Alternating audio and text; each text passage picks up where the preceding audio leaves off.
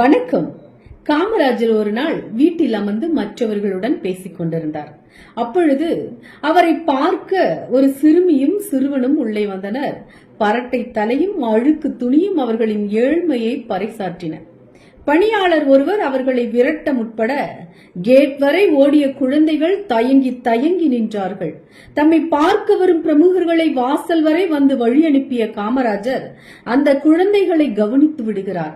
அடுத்த நிமிடம் உற்சாகம் பொங்க, என்ன, யார பார்க்க வந்தீங்க என்று கேட்டபடி அவரே குழந்தைகளிடம் வந்துவிட்டார். அப்பொழுது அந்த சிறுமி தயங்கி பேசினாள்.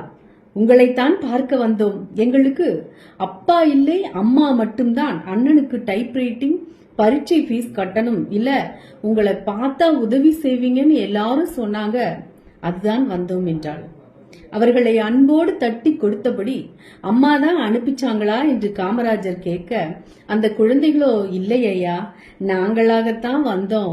அம்மா அப்பளம் போட்டு வீடு வீடா விக்கிறாங்க, அதுலதான் எங்களை படிக்க வைக்கிறாங்க என்று சொல்ல, அதற்கு மேல் கேட்க முடியாமல் மாடிக்கு சென்ற அவர் ஒரு கவருடன் வந்தார். சிறுமியிடம் கொடுத்து, இதில் கொஞ்சம் பணம் இருக்கு, அண்ணனுக்கு பீஸ் கட்டிடுங்க, அம்மா பேச்சு கேட்டு நல்ல பிள்ளைங்களா நடந்துக்கணும் என்று சொல்லி அனுப்பி வைத்தார்.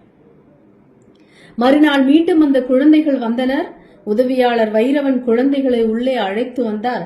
வாங்க வாங்க என்று அவர்களை வாஞ்சையுடன் அழைத்த காமராஜரிடம் அந்த குழந்தைகள், பரீட்சைக்கு பணம் கட்டிவிட்டோம் ஐயா, அந்த ரசீதை அம்மா உங்களிடம் காட்டிட்டு வர சொன்னாங்க என்று காமராஜரிடம் அந்த சிறுமி ரசீதை நீட்டினாள். காமராஜர் கண் கலங்கிவிட்டார்.